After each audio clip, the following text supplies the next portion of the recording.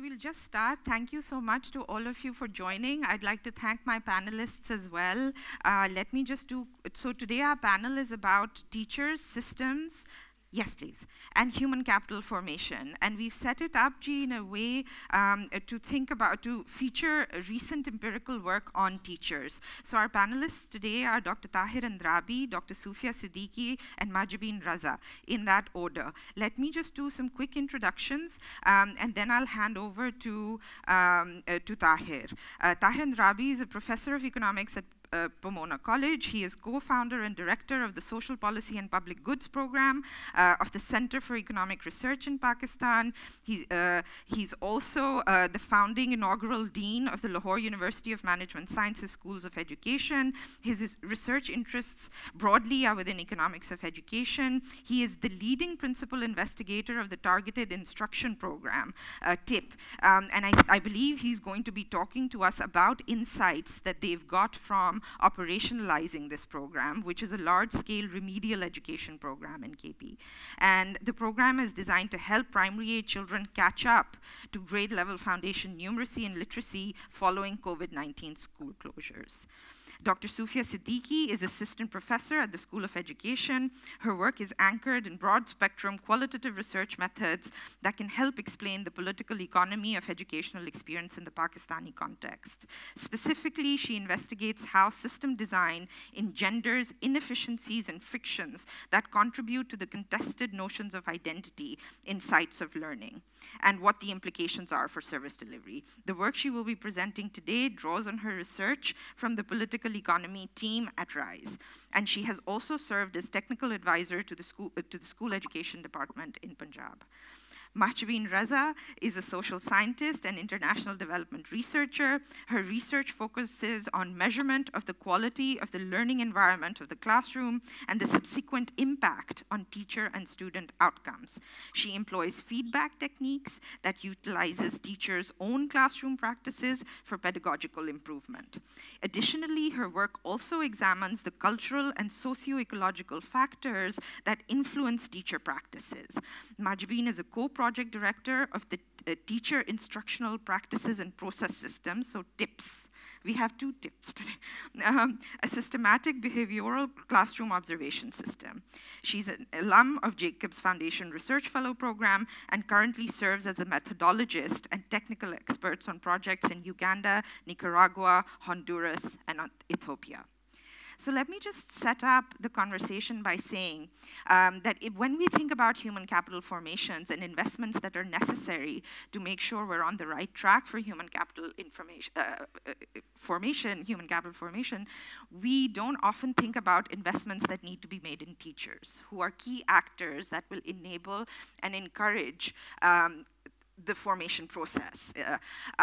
Narratives so far sort of treat teachers as a monolith. They're usually about lack of effort and how to introduce accountability mechanisms to improve teacher performance. The empirical work we hope that's going to be featured today is reframing how we view teachers as part of systems and how important it is to sort of think about their voices, who they are, their realities, and where they fit in within the system. So without further ado, Tahir, over to you for your presentation. So thank you, Rabea, for what looks like a great conference. I've been following it on social media and looking at the people. I wish I were there. It looks like a great collection, and as always, Lance does a great job of bringing people together and talking about all kind of important issues. I'm particularly very happy to be on this panel. I looked at the slides of my fellow panelists, Soufia's and Mahjabeen's, and I think there's a lot of common stuff that we are talking about. So hopefully at that time of discussion, we will, though we are taking about different methodologies. But I think, Rabea, your framing was correct. So what I'd like to do is talk about teachers, technology, and targeted instruction, and what we call system-level frictions. And this is joint work with Juan Veron at the World Bank, Isabel McDonald at Berkeley, and Zainab at Qureshi at Harvard, okay? Okay, so this is a systems-level approach. This is one of my favorite diagrams just because it looks like a model. But the point is there are lots of actors. There is a whole educational ecosystem. You can think about it in context of markets when you are looking at private schools, a kind of general equilibrium, but this is generally a system level. It doesn't matter what system you're talking about, private or public, you have all these different actors. As you can see, there are teachers, there are parents, students, there are intermediaries, regulators, etc. And the point is, all of this, we got to understand whoever you're talking about, whatever the problem is, has to be embedded in this local context. And you want to think about these relevant educational actors. So what we do is, we don't go with this kind of input augmentation approach, which is saying, how do you improve education? Maybe reduce class size, maybe give free textbooks, give missing facilities. So pick an input, something missing, fix it, and let's see what happens. Our problem is we think about it differently. So in the system approach, what we do is, identify an actor that you are kind of focusing on for the problem at hand. For example, it could be a teacher, it could be a school owner, it could be a regulator, and then identify frictions facing that actor. What are the constraints? For example, why can't that actor do what you think that actor should be doing? And so the first point is to identify those constraints and then alleviate them through either experimentation, iteration. So that's the approach that we want to take. And we have done it in the past quite a bit in Pakistan. So this is a report card study where we provided report cards in villages and looked at what happened in these school village environments, the ecosystem. We looked at a public school grant study, and of course, again, looked at and kind of a market level study, looked at what happened in the village. We had a private school grant study, and then an education finance and support services. So these are all large scale experiments that we have been doing in Pakistan over the last 10, 15 years. And then recently I've also done these labor market kind of experiments on thinking about performance pay. This is in a private school setting, but also then looking at subjective pay, objective pay. So a bunch of very classic kind of economics or generally education issues. What I'm doing now, which I want to talk about in this context, is continuing the systems approach and to a post-COVID large-scale pilot. We are actually doing two of them. I'll talk about one of them right now. And this is a targeted instruction program. And this is a pretty large scale for us, about 1,200 primary schools in KP, 5,000 teachers which we have trained and work with, and about 250,000 students. Diagnostic testing and sorting and lesson plans. I'm not going to talk about the education part of it. This is a pretty elaborate intervention which was created by us. So we are the ones who designed all the lesson plans. We are the ones who did all the education component of it. Our education team at CERT, along with some of the NGO there, we work with them. And then on the technology side, which we want to really work with, we engage in some experimental variation. The main outcomes are we want to think about child learning, math, Urdu, and English. But right now, what I'll talk about is an intermediate outcome, which is teacher take-up of this particular technology. And I want to bring this into context. And I think when I looked at Soufia's presentation, some of the things that she is talking about will fit right in with what I'm thinking about it. Okay, so this is kind of our story, right? I mean, poor kids were already behind grade level pre-pandemic. We all know that the learning crisis in Pakistan. And now, given my own research in earthquake and others, they are likely to be well behind grade level after they return to school. So what's the solution? This has been a kind of a global solution that has been talked around the world over, which is focus on foundational learning to get kids back to the grade level. So the point is the need for a systematic adaptation to remedying learning losses is now more urgent than ever. And the worry is that in Pakistan, the system is not adapting to this problem. People are resuming the full curriculum schedule as if COVID not had happened. And, to be a little dramatic, but I don't think too much off the mark, is that this is a recipe for disaster. Okay, so this is not something that we want to think about if you don't act now on this. So this is the tip kind of a model intervention, which is you start off with diagnosing learning. So you do pretty serious testing, and there's a particular type of test that allows you to place students in terms of identifying gaps. So this is not just a regular test. Then what you do is you sort students so you can teach students according to their ability. So you group them according to their ability. We were grouping them into 5 different groups, and this is by subject. And then you target instruction. We created 40 activity-based lesson plans, 1 for each subject, English, Urdu, and math, 1 for each level, K through 5. So you can imagine this is a lot of instructional material that we created. And then you track learning in terms of what happens with these students at the different grade levels, and then you iterate. Okay, so that's kind of a general tip intervention model. One of the things that we have added on to like a more standard TARL model, let's say practice in India or Botswana, is that we are trying to minimize costs, trying to think about scale up by leveraging existing technology, and we are looking at personal smartphones and tablets. Okay, so these are kind of the behavioral impact questions. So first is the main program evaluation. Does this program work? And we have a control group, which is business as usual, and we can test what we do against that control group and see what are the gains from it. But there's more than that. And I think this is what Rabea brings me to the teacher's question. So one question is, can technology help teachers implement remedial education at scale? Scale is a very big question. For example, in India, the Banerjee studies have really found that in some cases, TARL works really well, but when they implement it in a regular school setting, it's very different. So that's one of the big things. On technology, our big question is, this is a very important question. Whenever we think about an innovation, should we force it on everybody? Or should we allow people to self-select into using it? Is there heterogeneity in this benefit of technology? Could it be that when we force people to use TIP and these new pedagogies, it might hurt some people, some students, because the teachers might not be very adept at it, and it could be making a worse problem even worse. Is this heterogeneity predictable? Can we really tell? Should we really do these kind of one-size-fits-all programs, or should we really try to think about, how to people to self-select? And the other interesting question is technology and experience good? This is a question that I've been thinking about, not just about technology, but do teachers know how good they are? Do teachers know what their strengths are? Do people know what their weaknesses are? And they might not know their cost benefit. So the point is, how do we really work in that environment? So I think these are some of the questions that motivated the study design. So the study design is these 5 treatment arms. So there's no technology, paper-based. So this is TIP, the whole program, but without any technology. This is mandatory. So this is a group in which we asked teachers that they had to use technology. So this is randomized at the school level. So in some schools, people had to use technology.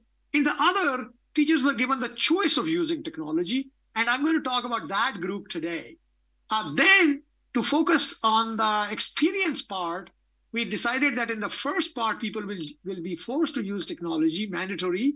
But then, once they have discovered whether they like it, how good they are, they will have a later option.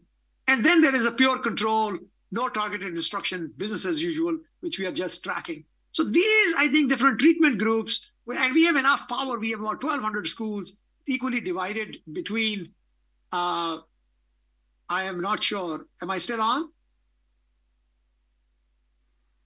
Yeah, I can hear you. Okay, I got yes, this weird we can see pop-up message. Okay, so then this is the treatment part, right? And so here's a tech tool. So it has a home screen, it has a grading, it has sorting, it has analytics, it has all these videos for support. And this has been piloted endlessly. We've been piloting it for over a year in all kinds of settings, both in government and NGO settings, with teachers of different kinds. So this has been done and developed locally and is now in play. So now the question is, in the systems level approach, the point is we want to implement it in the local context and at scale, and it's challenging. It's not simple. So I want to identify some frictions, and you can think about more, but these are some of the ones that we were thinking about. So one is teacher beliefs. Do you think that, we had a diagnosis of the problem that kids needed remedial learning, kids were behind. We were worried that teachers might not believe that. They would think, no, this program, we are barking up the wrong tree. And then teachers, we are very conscious of other frictions that could exist, in particular, extra workload and burden of teachers. Then at the school level, there's tremendous heterogeneity in Pakistan in public schools. In KP, in our sample, the median school size is 4 teachers, and the 90th percentile is 13 teachers. So there's a whole distribution of school sizes in our sample. And then there is a system level thing. So think about teacher level frictions, think about school level frictions, and think about system level frictions. And let me just kind of go over them. The good news is that teachers think change is needed, not much work needed on changing their beliefs. So we actually found that the teacher believes in what was going on, their own diagnosis of the problem was very much in line with what we were thinking. 85% of those teachers believe that students are currently behind the curriculum. Students are currently far behind the curriculum and need help catching up. This was one of the big revelations for us because we were already worried that teachers may not be aligned with us on it. 94% teachers thought that it is important to experiment with new teaching methods. So once again, and I think some of it I can talk about it in the Q&A or discussion. A lot of it was with dissatisfaction with current kind of single national curriculum kind of textbooks and all this. So they thought, listen, if we need to move forward post-COVID, we need to change. So this was a happy surprise. There was a friction where we thought we had to work a lot on convincing them. Not at all. Pretty high numbers here. Now, very few of them believed that they should stick to the pace of the standard curriculum.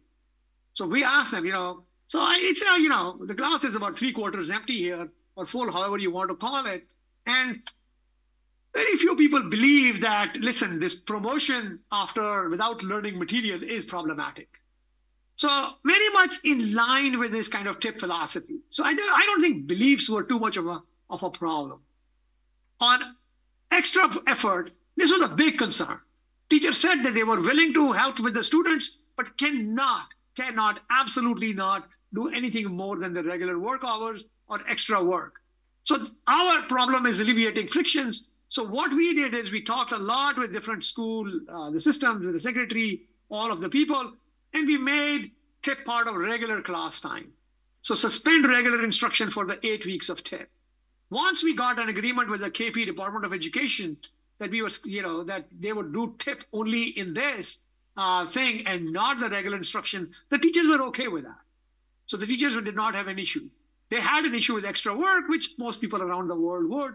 And the whole idea was that they were really worried about sorting and quizzes. How would they manage sorting and quizzes in terms of ability? So the tech tool does this automatic sorting and quizzes. And so they thought that this could really help. So here was a major friction that we identified and we alleviated. The second, which is a pretty big one, is this algorithmic sorting. Big problem. School sizes are very different. There is something called timetabling, which is, smaller schools have fewer teachers. Larger schools have other issues with classrooms. We had to go through this whole mechanism of providing some local flexibility into our algorithm. So we allowed teachers to give discretion and ability to challenge test results.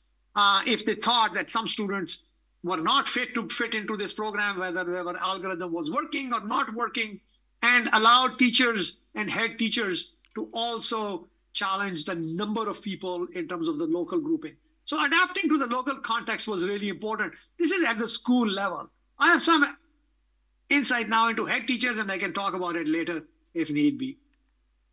Then is the system level. So here's the system, right? You think about head teachers and students, teachers and students, right here, this is in the blue. But look at where they are embedded. I, in fact, started making the organogram of the people that we had talked to our team in this case. And it was so large that it couldn't fit on one page, okay? Because we had to work with the federal ministry, with the curriculum, all the way up to the Federal Minister of Education, the technical advisor, international coordination, provincial council, and all of these people here. So this is a pretty complex organizational system. And the burden of interpretation of this system, this is an anthropological term called interpretive burden. The burden of interpretation of the system falls on us. We got to figure out how these people deal with each other and who's responsible for what. So teachers wanted, in this complicated intervention, departments have different subcultures and overlapping mandates. So at the provincial level, mobilization across all spheres, and I won't go through it, you can read through it. A lot of coordination was needed to get this program in place because that's a system level friction.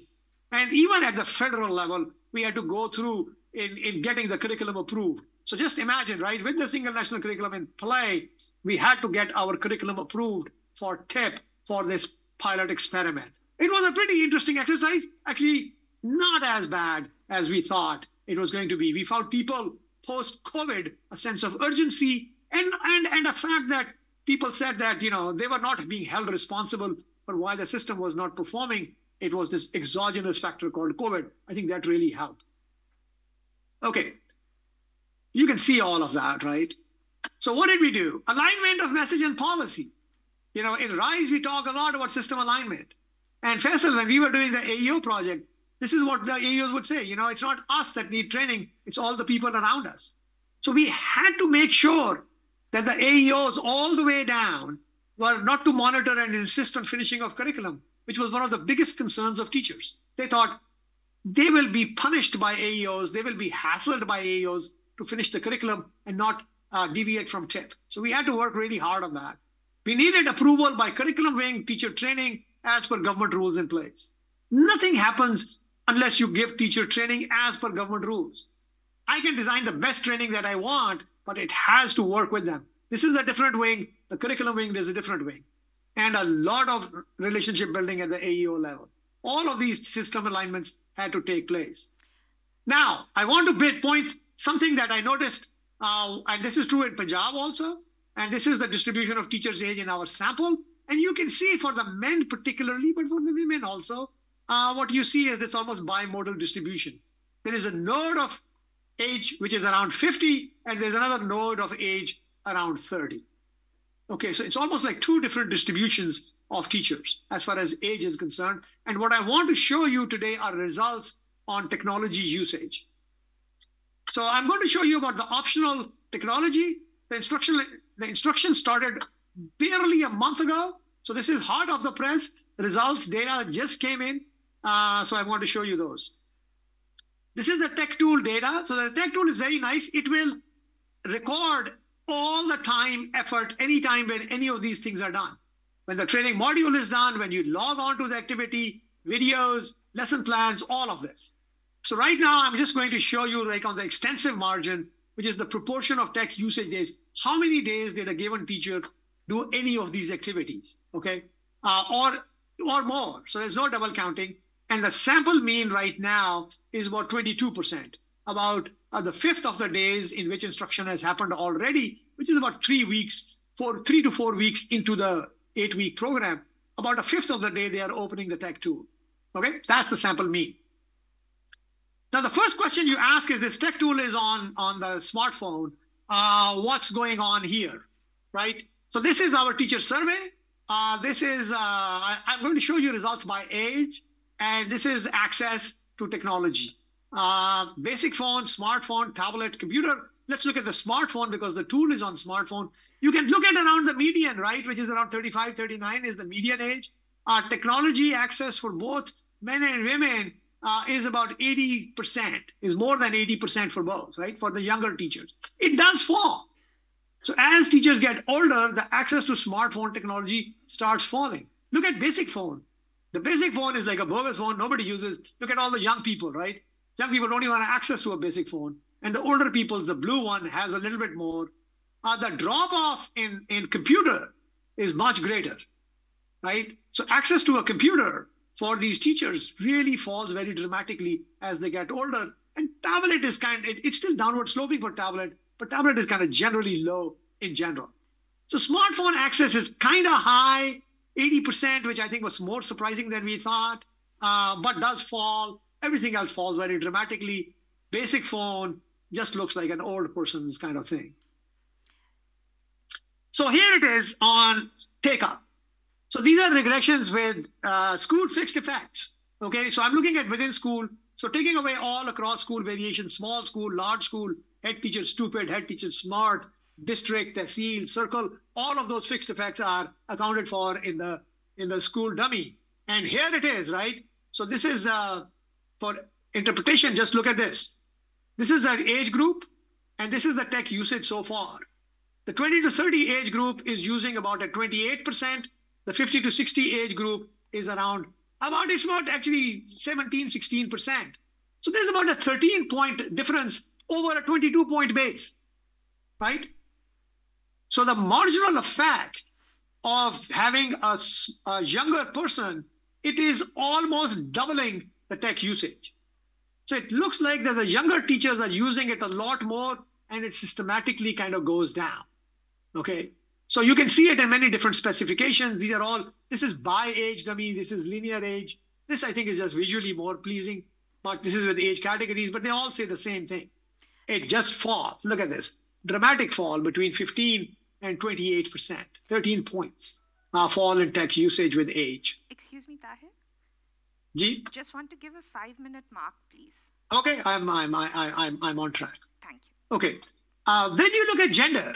Gender is very interesting, right? So because KP has segregated schools, there are, previously I was showing you both types of schools. Here it is male and female. What you see is there is a little bit more usage of females of technology, but they are not significantly different. They are very overlapping. It's not that much different. Both of them kind of deteriorate with age, though less so for females. This is not very robust. But the point is there doesn't exist like a serious male-female difference, and the intersectionality with age is very similar for both. I think that's what I want to say so far. Why does age matter? So you tell me, right? I pose this question to the crowd and my fellow panelists. You know, what is it about age and young people using technology? Now, I'm at an age where, you know, in Pakistan, I would be definitely considered old. And, you know, why is it that, you know, is it that they're not confident in the use of technology? Of course, Soufia is going to talk about it. These younger people were recruited in a different recruiting regimen than the older ones. The younger people have different education levels. The younger people have different subjects of study. And there are so many unobservable mechanisms. Okay, let me show you some stuff. So this is, of course, very typical, the top left panel, teacher's age versus year of first appointment. Very clearly, the older teachers were appointed much earlier, right? I mean, the younger you are, the later are you appointed. The older people were appointed in the 80s and 90s. The recruiting rules were very different then. Now look at STEM degrees. These are proportion of students, teachers who have studied science. And what you see is the number in this new cohort is like more than 70%. And then it falls very dramatically with age. And then it is, you know, it goes up, but it's not significant, right? I mean, it just kind of levels off to below 20. So here is older people with less than 15% of them studying STEM subjects, science, technology, engineering, mathematics. And these are people, big numbers. This is master's degrees. Now, Faisal knows it. We all know it. Master's degrees pretty high in the younger cohorts, 25 to 35. I don't know what's going on with this upward slope, but you can see it's pretty high. If I did a linear fit, it just goes down and then goes down again, pretty much to zero among the older cohort. So these are two different cohorts, guys. And then this is a confidence in technology index. Their confidence in using 8 different types of technologies. And there you see this index also falling very dramatically. Less science, less masters, less confidence. I don't know, right? I mean, it's pretty hard to figure out which one of these is driving it. Now, these are the technology applications that we asked them about their confidence. So basic camera, smartphone, tablet, computer, social media, WhatsApp, SMS, email, browser. And you can see it's downward sloping in each one of them, the confidence, the proportion that show confidence. But browser, it falls very dramatically. It almost goes down to zero. Basic camera is pretty flat.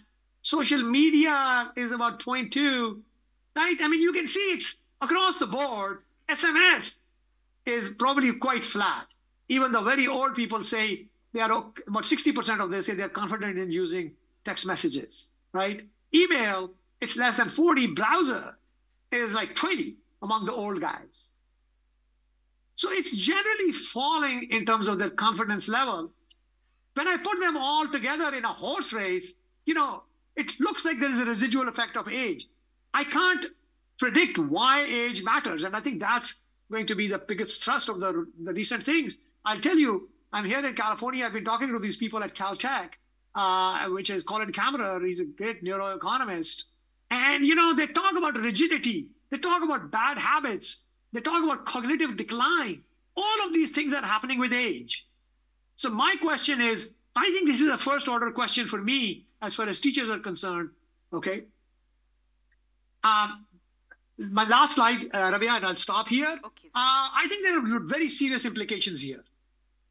Our systems, we all know, in government particularly, are seniority-based systems. The head teachers, on the average, are 10 to 15 years older than the teachers. Now, in government, the head teacher doesn't have too much authority. But we know older people have all these issues with technology here, but I can also tell you about innovation and all that. And at the bottom is a youth bulge, I think, in Soufia's presentation. I mean, we have so many educated people coming out of the system now. How are we going to think about teaching? Is teaching a young person's game? Should we really start thinking about teaching as coming for young people and then getting them out of the system? I think this age policy is a very serious policy question. Secondly, I had an argument with Lant, who was saying, listen, these systems are very heavy, Lant Pritchett, these systems are very de-normed. There is no norm for quality. There's no norm for providing learning to kids. I disagree. I think these are two systems in place within one system. There are these younger teachers who were hired in the last few years, and then these older teachers. The younger ones are more open to innovation. They are more comfortable with new ways of doing things.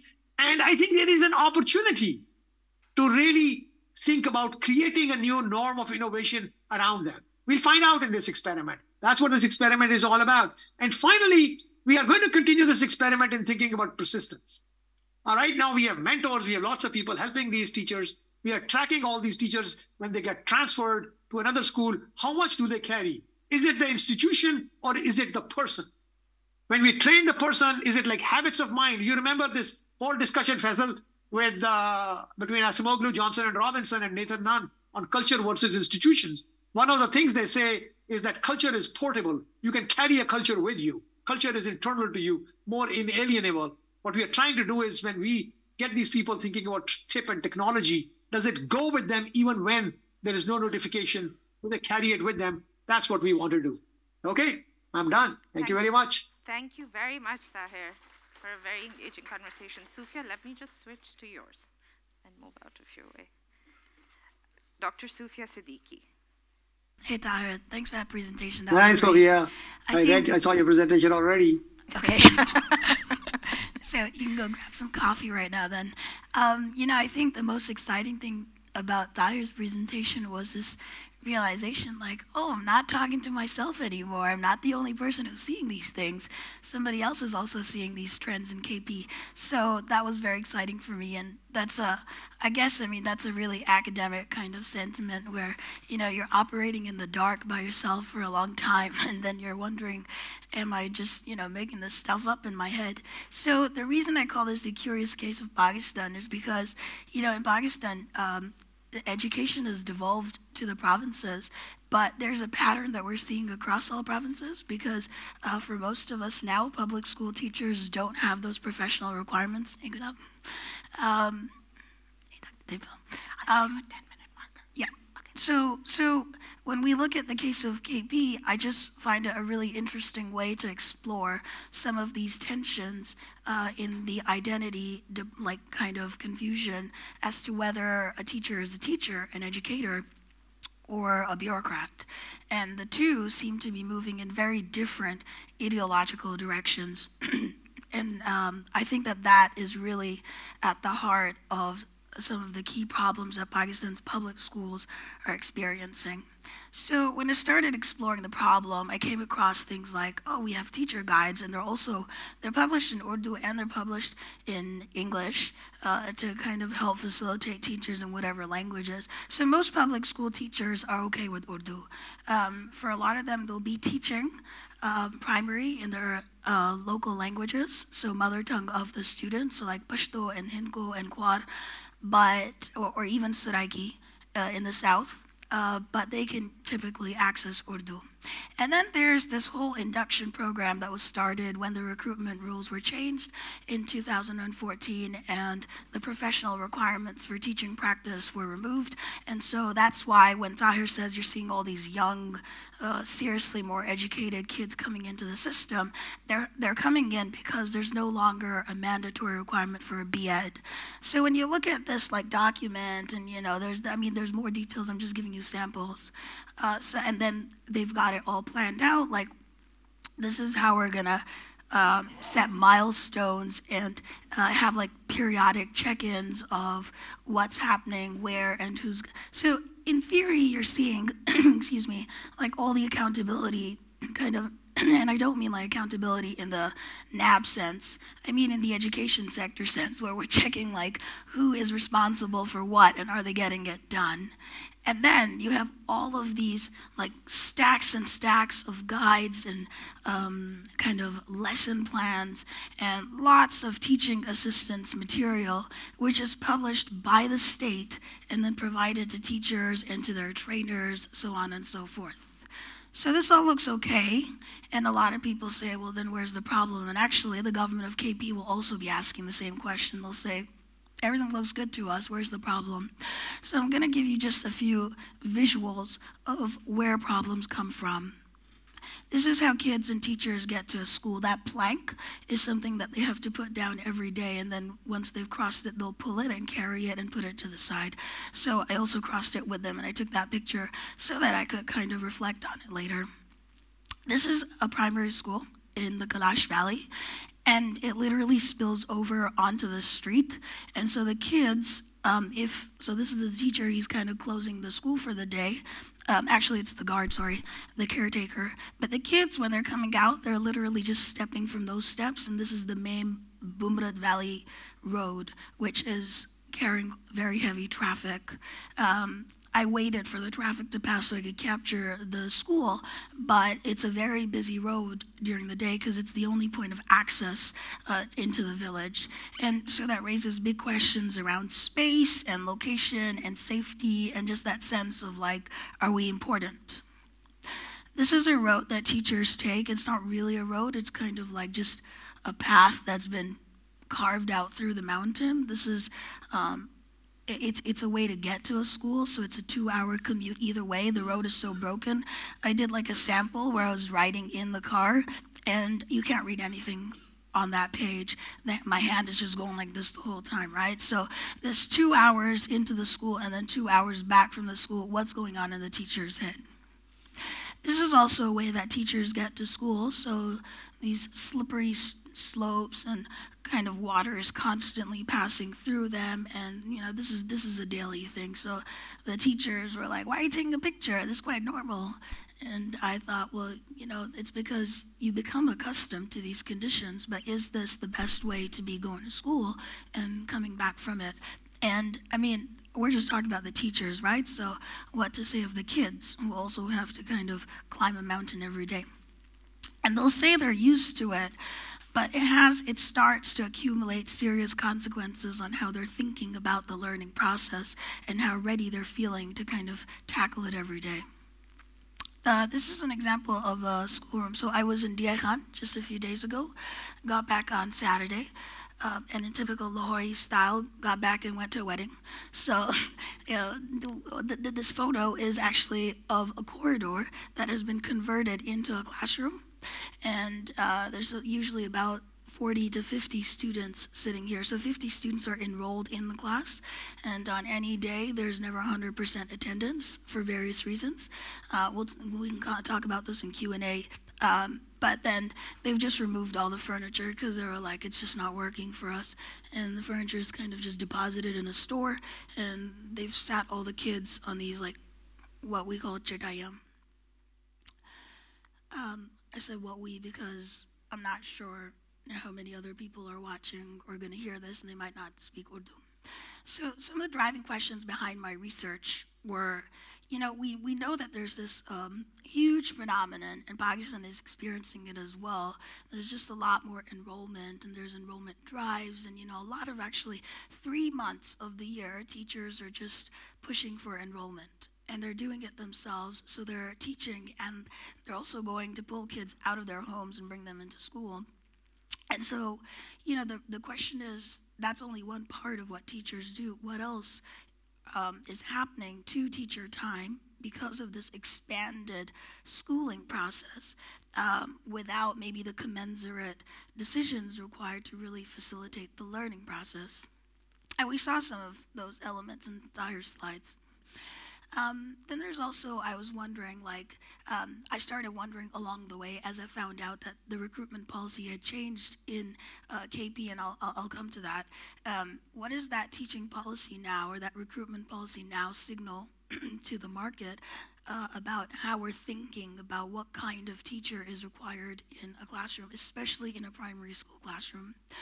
And then, once those teachers are into those spaces, what's happening and how are they using those experiences to redesign in their heads what good teaching will look like on any given day based on the constraints and the challenges and also the opportunities that they are encountering in the field. And then finally, as a result of all of that kind of thinking, where might the system kind of be defeating its own cause, right? Because everything like, when you talk to representatives of the state, I think it's very hard for them to acknowledge that the things that they're doing might be going in the wrong direction. Obviously you want to be your own champion. And so there's always like, look at all the reforms we're doing in the curriculum and in the teacher training and in the induction process, blah, blah, blah. I'll accept. I write about this as well. I'm working on a larger manuscript. KP is the one province, I think, where a lot more work has been done on the teacher front than other parts of Pakistan. But it feels like the system is now getting to a point, like in the province, where it's actually starting to erode its own philosophy. Now, how does that happen? So the reason that I'm taking you through this methodological framework, even though it's a little bit boring, is to help you understand how we can organize these really large systems into categories so that we can think about how to work with them and what we're actually like. If I'm asking those questions here, I need to figure out, like, when I'm looking at the entire province's public education system, what am I thinking about? The first thing I'm asking is, what are the norms and values, right? So that's to the side. Do we have like a pointer or anything? I don't know if there's a pointer. This right? Here? Yeah. Okay.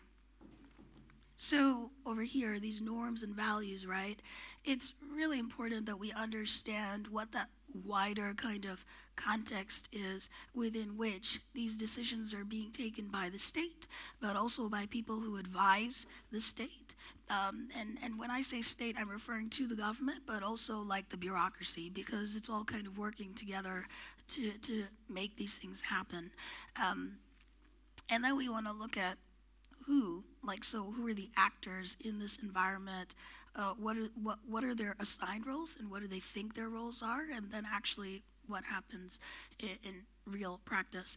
And I think these are similar to some of the questions that Tahir was also considering in his methodological approach about, like, we pick one actor and then we follow the actor. But I've done it a little bit differently because I'm trying to understand who is around the teacher. And as Tahir very helpfully demonstrated in that very, very like kind of dense operational organogram of the government, if you remember, there was like a circle at the bottom, and that's where the teachers were. And I thought it was so telling of exactly what's happening in the teacher's life, where like the entire system is kind of descending upon them and saying, do this, do that, do this, be that, right? Get this done. So, sorry. Okay. Okay, Tahir, it turns out like even I don't know how to use technology properly, and this is despite the fact that we've been teaching for a few years now. So this is the button I wanted to press. So what I really wanted to do was kind of look at what the state says, and in ethnographic terms we call these artifacts. So these are documents, and these are basically like kind of policy manifestations of the state, and that's how we get a sense for what they're thinking, what the government wants, what their aspirations are. And you combine it with interviews as well. But then there's this term of street level bureaucracy. And let me just go to this slide because it really goes a little bit more into the kind of conceptual details of it. So institutional ethnography is really when we're trying to put official narratives and ideas against their everyday practice to see what the connection is and how they resist or overlap with each other, and what does that tell us about frictions within the system, which is really what's driving my research. And then we're looking at street-level bureaucracy, which is a different way of looking at the bureaucrat. So typically, bureaucrats, like, the model is that everyone works the same way, everyone has a standardized kind of operating procedure, they're all the same person, they're all coming out of the same training process, so they're all going to get the same results. And the problem is that all of that starts to fall apart in the field because of the different challenges that teachers are experiencing. And then I use stakeholder or account analysis, and that's to kind of understand, like, who is doing what in the system and what their roles are. And that also helps explain, like, the political economy of the different actors. And then social and cultural capital. I'm just going to quickly go back up here.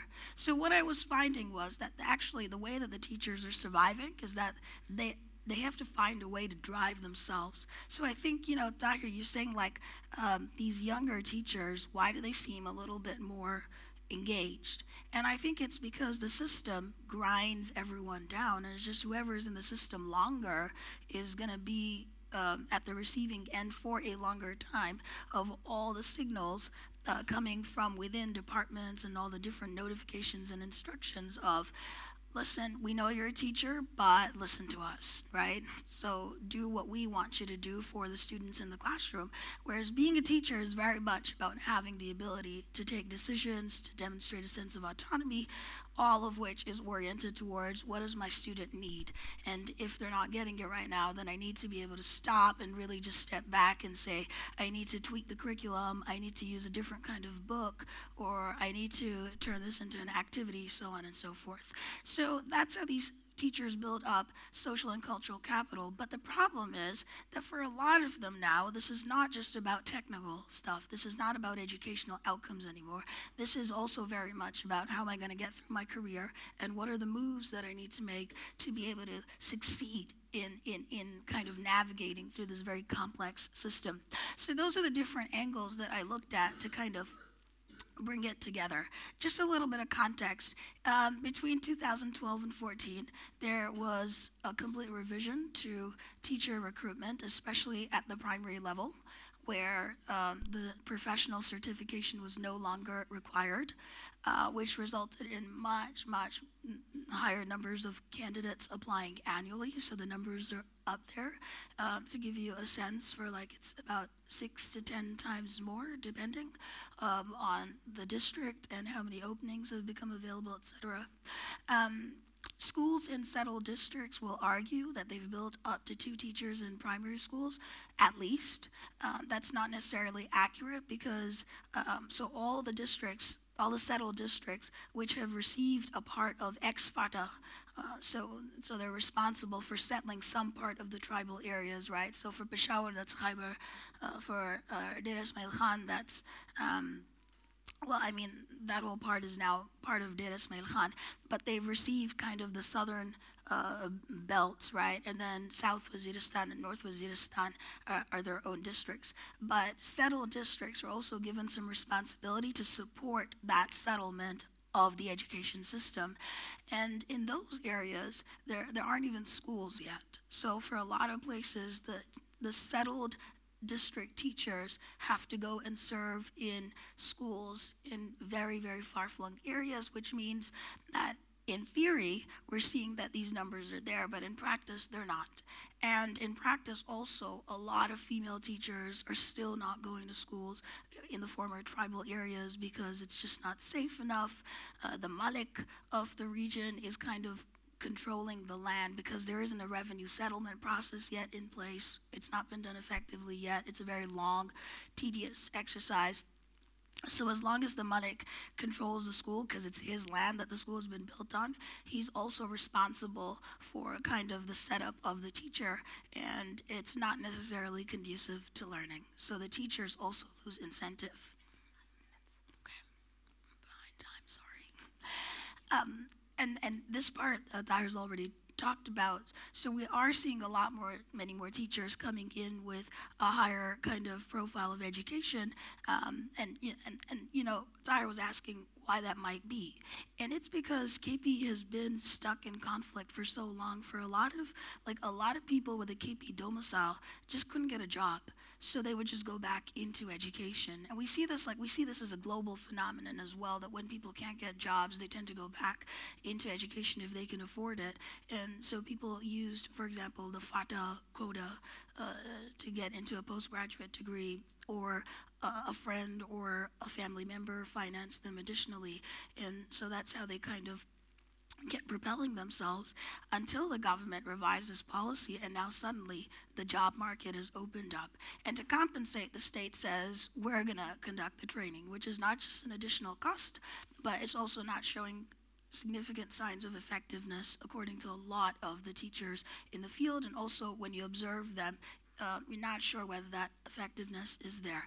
And at the end of the day, people are still having to go and get a professional certificate for promotion, and they'll just go to things like Alam Iqbal Open University, so they're just doing privately what they were previously having to do to come into the system. It's just a process of delay. So it's not like a fundamental paradigmatic shift that we don't need professional requirements. It's just these are all different strategies which were used really very much to manage the economics of a formerly kind of collapsing province. So we see that multi-grading is still a norm, which means that you have one classroom and multiple grades sitting in it, so like ECE 1, 2, or 3, 4, 5. And although they solved the teacher kind of supply issue and the demand for jobs, because now most people want to come into government service, eventually what's happening is that the narrative is becoming problematic. Can just anyone teach? And what happens to teacher quality? And then, most importantly, and you couldn't see this 2 years ago when I started my work, but now increasingly, like 2 years later, hearing this across the board, younger teachers are also dropping out of the system. They're leaving the education department, or they're leaving government service if they get a job in the private sector, and then that vacancy is just kind of left to be advertised in the next round of recruitment. So if you don't have retention, is this policy really leading to any significant end? And most importantly is that professional devaluation. And this is the conundrum, right? Like, I'm just going to quickly jump through these. They're quite detailed. But the message across the system is that being a good bureaucrat is really more important than being a good teacher, even though being a good bureaucrat is associated with being a good teacher, because that's just how you're defined as a teacher in the public space. So if you have more time in the system, you're more experienced, and you're more senior, and you're more qualified for a promotion. If you've met all the metrics that were set out for you in the monitoring kind of system, you're a more effective teacher. But look at an example of the kinds of metrics, right? Most of these are very basic kind of attendance metrics. They don't really demonstrate technical sophistication or rigor or even motivation, really. So what does that tell us about how teachers are growing as professionals? And finally, that they're also just kind of very, very stretched across other kinds of activities. So we know about elections, census, polio duties. We've come across teachers in our real lives as well. But then, like, this is an example from COVID years of what teachers were having to do. And a lot of teachers during that year, so I was in field during COVID, and a lot of teachers said, like, all we've done this year is just fix kids' masks and make them wash their hands. We've taught them nothing. So that's really just a whole year that you've lost anyway. And then what does the teacher's day look like? Am I out of time? 2 minutes? Okay, just quickly. So this is what primary teachers will say, right? Like, the kids we're getting literally know nothing. And government primary schools are receiving kids from the most impoverished households because they don't have any alternative options. And so it's really down to the teachers to kind of work with them all day in a multi-graded classroom where each grade already has a much higher proportion of children than is officially stipulated. So the official student-teacher ratio is 40 to 1, but it's actually like 50-1 for females, and for boys now it's reaching 40-1. But the problem is that a lot more male younger teachers are likely to drop out because they're actually engineers or lawyers or doctors by training, and as soon as they get a job, they're heading out. So these are just examples of, for example, non-teaching asks, right? So we have to fill out forms, we have to fill out data, we send data to the district office, and I asked them, like, why are you doing the guard's work? And the response is down here. The guard is a man, so you can't talk to a man. So it turns out like the guard is lower in rank, but a cultural kind of association of gender importance or hierarchy is now is more important than even government rank. And a lot of why these folks come into the public teaching service is for that rank. So it turns out that some sociocultural norms will outweigh even the government's own hierarchies. So what can we do, just very quickly? We can open up multiple teacher entry pathways, just wrapping up right. And so, you know, this idea that we're either 1 or 0, either we have everyone with a professional license or we have nobody coming in with a professional license, diversify it. So have like, yeah, I mean, you know, I haven't figured out the percentages yet, but these are all the different options and pathways that you can open up. But also, I think it's really important, and I'm hearing this a lot more now, people are talking about it, about just separating out primary school as a cater on its own, so that when you get promoted in primary teaching, you don't leave the primary system and become like a middle school or a high school teacher so that you can become a grade 16 officer.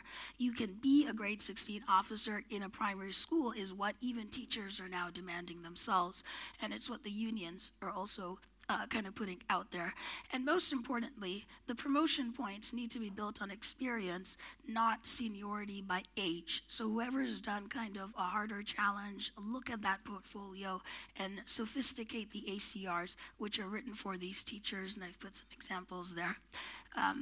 And I think, you know, number 5 is what I really want to leave it at.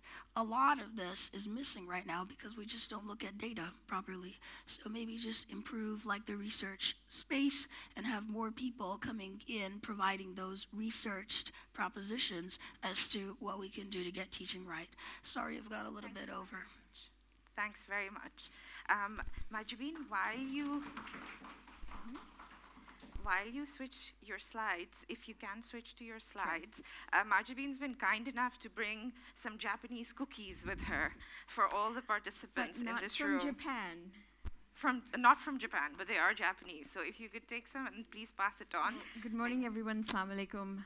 I will try to speak in Urdu, so please forgive me for already speaking in English. So as Tahir and Soufia दोनों ने ये बात की कि हम क्या करना चाह रहे हैं, हम ये देखना चाह रहे हैं कि टीचर्स को कैसे सपोर्ट किया जाए इन अ वे कि वो अपनी प्रैक्टिस जो है उसको इम्प्रूव कर सकें. लेकिन ये प्रैक्टिस कहाँ होती है? ये प्रैक्टिस होती है क्लासरूम के अंदर, और मेरा जो काम है वो फोकस, मेरी रिसर्च इसी चीज़ के ऊपर फोकस करती है कि when we are looking at the classroom, what are we looking at the classroom for. अगर हम टीचर की इम्प्रूवमेंट के लिए ये काम करना चाह रहे हैं, अगर हम चाह रहे हैं कि टीचर की पेडागोजी बेहतर हो, वही गोल नहीं है. अगर हम चाह रहे हैं कि बच्चों के जो एकेडमिक और सोशल इमोशनल आउटकम्स हैं वो डिफरेंट हों. सो मेरा पर्सपेक्टिव जो है वो थोड़ा टीचर पेडागोजी की तरफ है. More how do we support teachers in a way that actually helps them be better teachers in the classroom. And इस टाइटल का मकसद एसेंशली यही था कि हम सोचते हैं ऑफन कि अगर हम रेगुलरिटीज़ बना दें क्लासरूम के अंदर तो चीज़ चल जाती है. If we look at organisational behaviour literature, right, there is a lot of emphasis on अगर आप करेंगे तो वो जो न्यू प्रैक्टिस है वो जम जाती है और वो टीचर्स जो हैं वो करना शुरू हो जाएंगे. And what we find is that that's not always the case.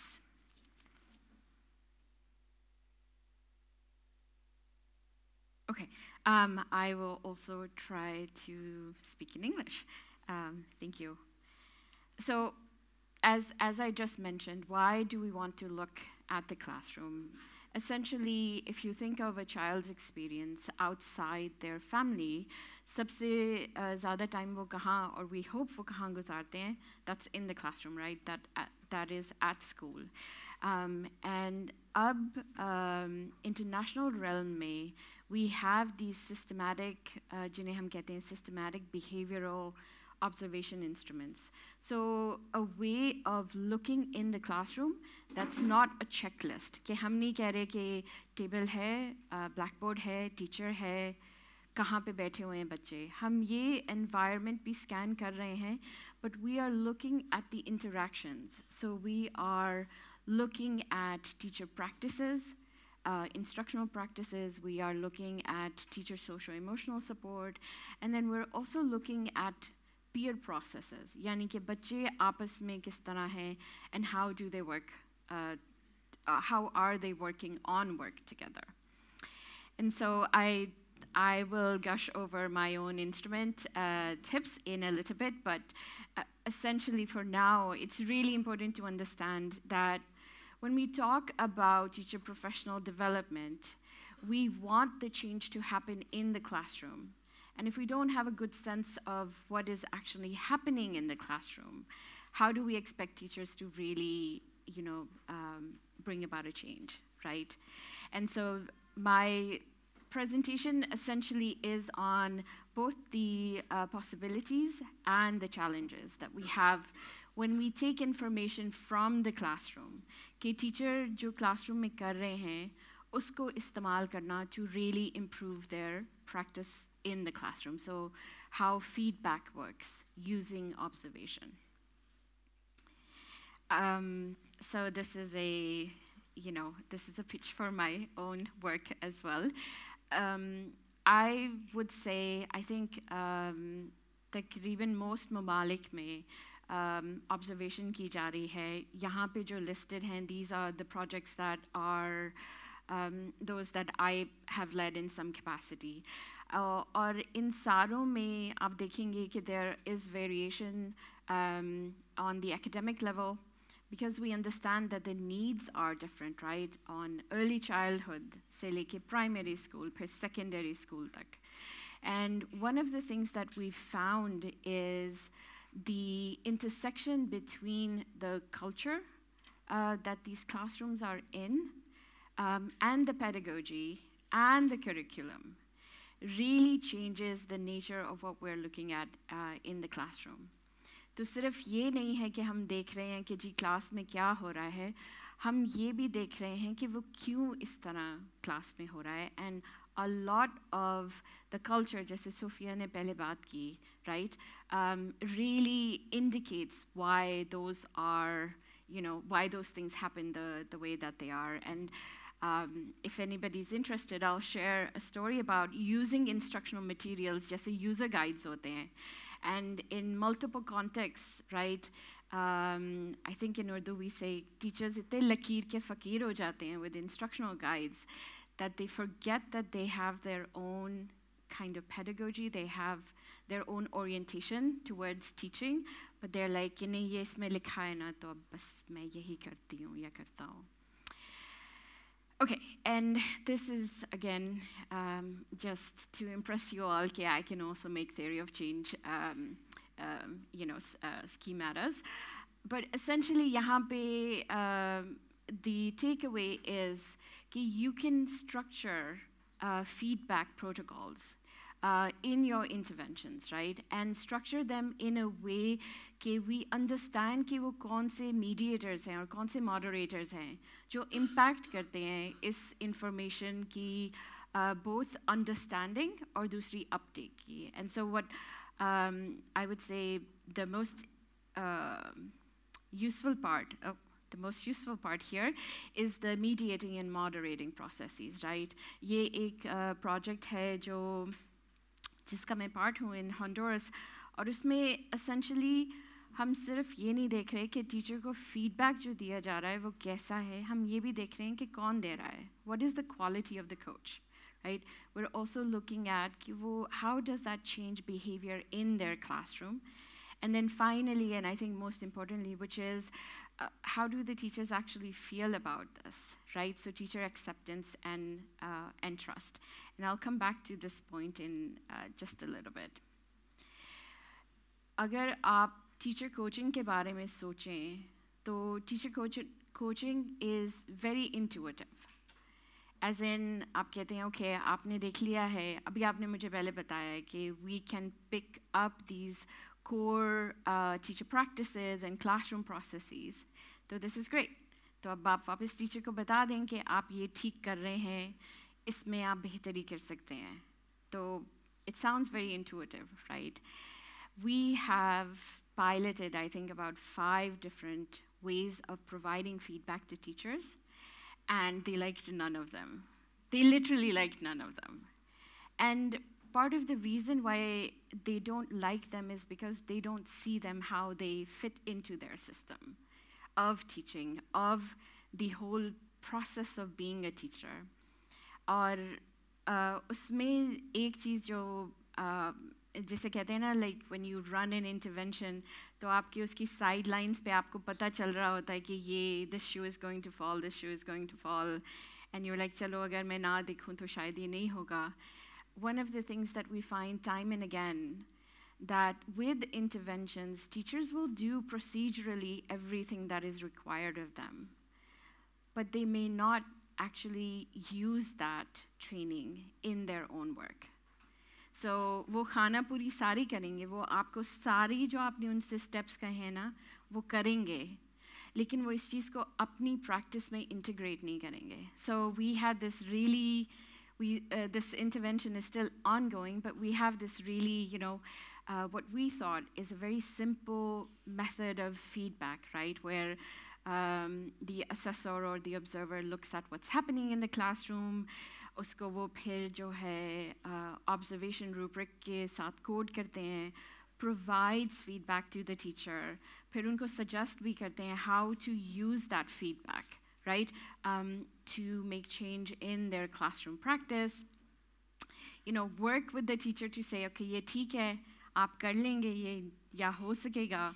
And then the teacher is able to say, okay, great, मैं ये कर लूँगी, ये मैं change कर लूँगी, या आपकी बात सही है, this is something I could improve on. And then, so a tutor in Honduras context is a teacher.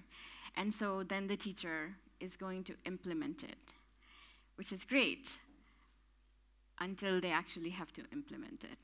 And I think that goes back to a lot of what Tahir was saying, as well as what Soufia was saying, was really क्या वो वाकई ही समझते हैं कि ये कोई value है, कोई benefit है मेरी classroom practice के लिए कि मैं actually ये करूँ, that I actually make the change that this coach is telling me about. So there are a couple of things here. When we talk about feedback to teachers, right, especially about feedback on their classroom, right? क्योंकि classroom जो है वो उनका domain है, right? This is where this is where so-called the magic happens. This is where all their training, this is where all their, education background, expertise, experience, everything comes to bear in terms of their teaching, right? We find time and again, and this is in many different contexts, cultural contexts, कि अगर teacher trust नहीं करते, जो आकर देख रहा है, जो आके उनकी classroom observe कर रहा है, तो वो जैसे कहते हैं lip service तो दे देंगे. They will agreeably move ahead with the process, but they're not going to internalize it. They're not going to really reflect on what they do in the classroom. The other part is there's so much emphasis on accountability. And we tried our level best. और अभी भी हम, उनको अगर कसम दे सकें तो कसम भी दे दें. And we've tried to really extricate the feedback process from this idea that this is high stakes. और somehow कि ये जो बंदा या बंदी observe करें आपका classroom, उन्होंने जाके किसी बड़े को बताना है, जिन्होंने आके आपको कहना है कि भाई आपकी तो use of questioning classroom में बहुत substandard है. So there is a clear lack of trust and also a disbelief that some of these interventions or these pilots are actually meant to support them in the classroom. And so what we find is often teachers feel more vulnerable. And so we have to do a lot more work outside the classroom to convince them कि जो बंदा आपकी class के अंदर बैठ रहा है, the observer is there as a support to you. And I think there are a couple other considerations as well, and now I think I have like maybe 3 minutes. There are a couple of other considerations. So when we talk about feedback based off of observation in the classroom, we're also talking about what we call the specificity hypothesis, which means the teacher might be using many different techniques to teach different parts of the curriculum, and those might change by the lesson that they might be teaching. And again, that puts them in a vulnerable position where they say, कल मैं कुछ और कर रही थी, इसलिए आज आप क्यों मुझे कह रहे हैं कि मैं क्यों इस तरह पढ़ा रही हूँ? So there are different strategies that are being employed. Teachers have an innate sense of, how to manage their classroom. And so a lot of feedback, the way that it is structured, doesn't really help them in a way that they can understand it. And I think maybe in Q&A I can tie that in a little bit with what Tahir was saying earlier as well.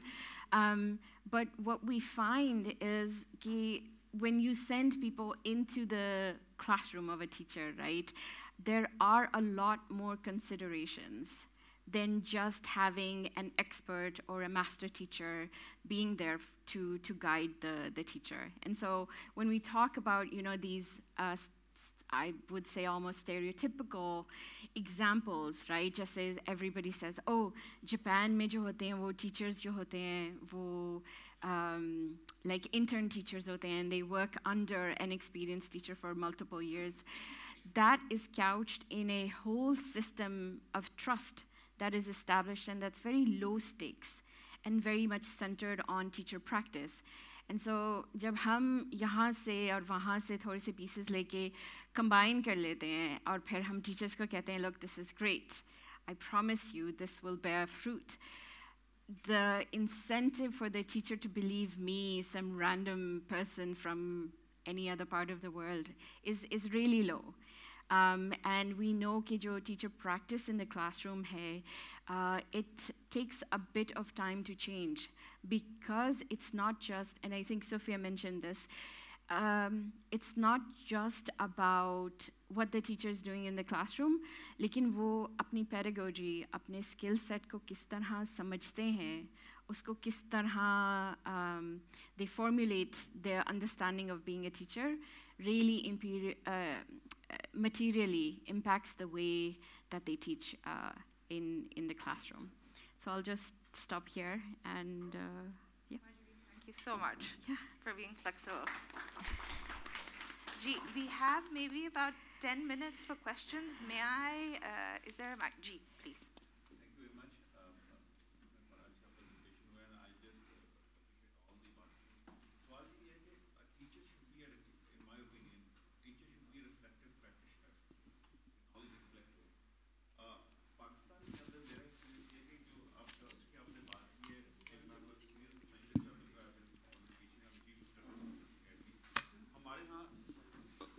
हमारे यहाँ जो teaching का mechanism जिसमें ये feedback है, इस पे मैं थोड़ा एम्फसाइज करूँगा जो डॉक्टर साहिबा का भी है. Feedback has become a blackmailing document. यानी उसमें फिगर्स आते हैं. I believe figures don't lie but liars can figure. Simple सी बात है. उसको ऐसे ब्लैकमेल यूज़ करते हैं. जी अगर आपने ये नहीं पढ़ाया, अच्छा जी ये नहीं किया, या स्टूडेंट होते हैं कई दफ़ा उनको ओपिनियन को आप शेप करते हैं कि अगर टीचर थोड़ा सा भी अपने आप को किसी और एंगल पे लेके जाता है, तो इसको कैसे एड्रेस किया जाए? ये फीडबैक के मैकेनिज्म को थोड़ा सा बताया जाए. Thank you जी. बारी साहब. Tahir, just a concern, I'm not clear on this.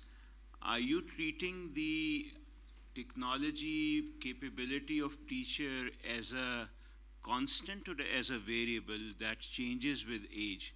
So is it a cohort effect in the sense that people coming in at a particular time have a particular introduction to technology, and that has changed over the last 20, 25 years, but so they are comfortable with a level of technology they're coming in and then they stay with that?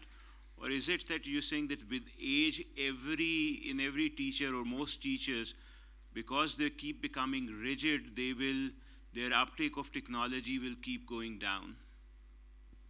So these two questions to begin with, Mahjabeen and Soufia, if I could ask you to take the first question, and then we'll go to Tahir for Bari's second question.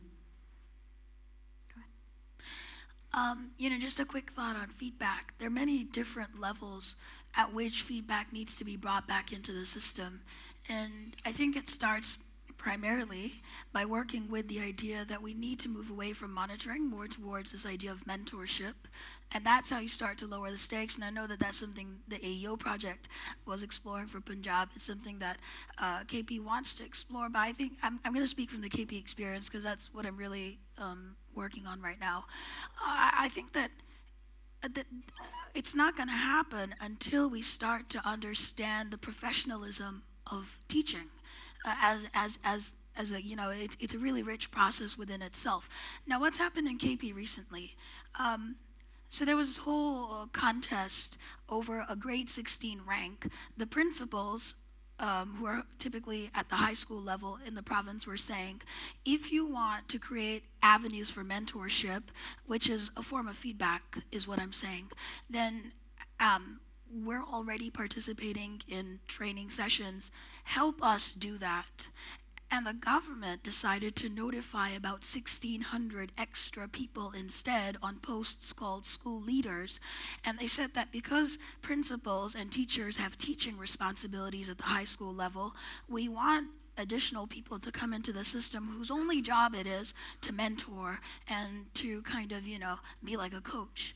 But they did all of this without specifying a proper job description. There are no official terms of reference yet, and they hired those 1,600 people, and they've been notified against no terms of reference, as a result of which, like literally pichle hafte ki baat hai, when I was in field, they got the notification one of those days, and they showed it to me.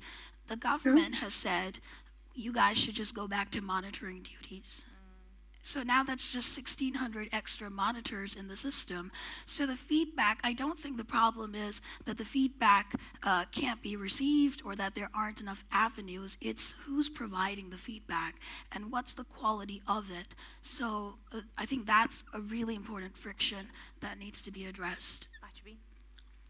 No, I agree. I do a lot of classroom observation work, and everybody says this is for feedback, and then everybody monitors. That's it. Yeah. They're all like, nahi hame bataye ho kya raha hai, ye kar kya raha hai. If you've ever dealt with homemakers, this is how possessive they are about their kitchens.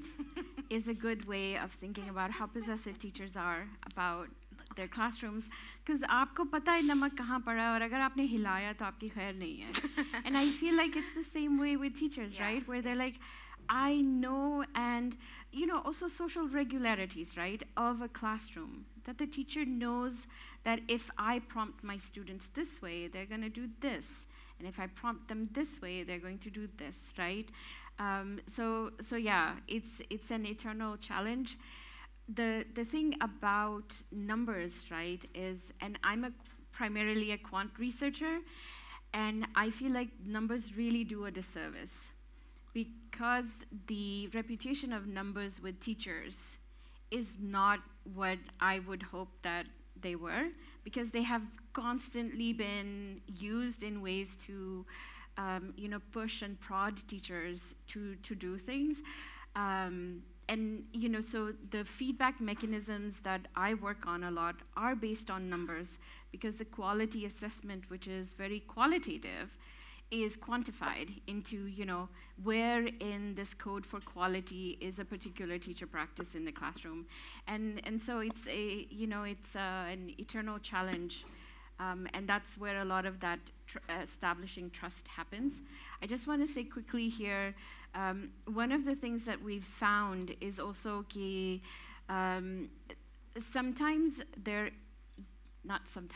is a glimmer of hope, which is when we employ social network analyses, we really get a better sense of who are these purveyors of knowledge that teachers actually believe in the school.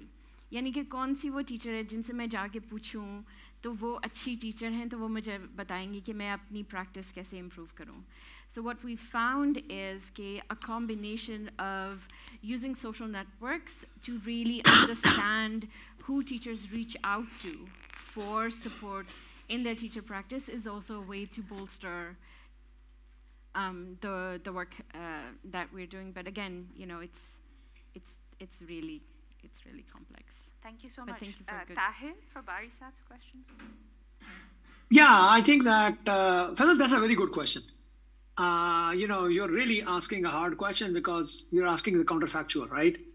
Or in some ways that will track over time, which is, you know, what would have happened? What will happen to these current young teachers as they evolve? You know, is it like an entry effect that everybody basically knows the technology? But even then, that begs the question, you know, why do people know the technology when they are young or so on? But I think it's an important question. I'll tell you the following where one can probably make some headway into it, which is that we do know about when certain kinds of things came into play, right? We know that, you know, certain technologies came into play at a certain point in time. We have this variation that we can exploit, right, between so-called young, between the 25 to 35 age groups. In the US, people are very sensitive to your point, which is that the millennials are different from different generations and so on and so forth. So I think that we can think about it. We can really try to see if we can look at introduction of various technologies and so on. But listen, we do have a fact. I did not go into it thinking about age, right? We asked these questions about education. We asked these questions about confidence in technology, in smartphones, and so on. And we have the data in terms of how it breaks. And so this is just heterogeneity that we are observing. We will see it over time. We will see is what kinds of things that these people will use in technology. We will get this, at least we're trying to get this idea with the mandatory period, which is, okay, so these people are old, they're not exposed to these things. Will they, once they are exposed to it for like 4 weeks, does their attitude change? So if we force exposure on people, so people who haven't grown up with it since childhood, can we get them, you know, this exposure in? So I think that's an important point. We are just looking at it. One last thing is this is in relation to the point that was made by Mahjabeen also, is we are monitoring a lot about whether these people ask for help. Who do they go for? Who do they talk to? Many people are using, you know, so we have this within school kind of cultural shift between, do people talk to each other? How do young people versus old people within the same school? So we have a lot of information on kind of this visit school dynamics. We are tracking WhatsApp as to what they're using. That's a familiar technology. So we have figured it out how to really track all of that. So hopefully we should be able to get something on that. Thank you. Mahjabeen, you have a Yeah, question? may I just quickly add? So on Tahir's slide 31, जब वो दिखा रहे थे ना technology breakdown, and he was talking about how the uptake is not so great with older folk. अगर किसी ने देखा था वो जो WhatsApp का graph था, it was quite, there was no steep. And you know, if you have elderly parents like I do, वो मेरे अब्बा इतना खड़खड़ करते हैं, बाकी आप उनको कंप्यूटर चला देना तो they're like, ये बेटे ये चल नहीं रहा है. And so I think part of it is also the familiarity with the technology and the way that it is embedded in their everyday lives. So I don't want to use incentive because economists think of incentives differently, but from like an applied psych perspective, his incentive to be really good at WhatsApp is primarily a private or personal one. And if you can leverage that to their professional lives as teachers, तो फिर तो game over. सारे जो uncles हैं वो तो WhatsApp पे ही होते हैं. So, no, or at least all my uncles are. you know, their prolific forwarding and things like that. Sorry, that's a very good point. I mean, we have noticed it very clearly, right? We noticed that the curvature of that slope. We talk a lot about men versus women. So, for example, there's another experiment which I'm not talking about, where we are trying to see how these people connect with parents, and particularly with women, because it's Pashtun and women don't come to school. And there again, what we find is a much more willingness for women to also use WhatsApp. So Hirschman ne kaha na, Bari Sahab is there. Hirschman talked about trait making versus trait taking. So I think technologically it's very clear. I agree with you, which is what is socially embedded might have the best take-up. Now, what we have to really think, you know, how do they expand their horizons and so on. So I do believe in this WhatsApp SMS. That's like their comfort zone for sure. Thank you so much. I'm so sorry. There's another, sorry, Ji, I'm really sorry. I have to, because there's another session that has to set up here. So thank you to the panelists. Thank you to the audience. Soufia and Mahjabeen will be here if you have questions. Tahir, a huge thanks to you for making time for the presentation. And hopefully we'll all carry on these conversations in future connections.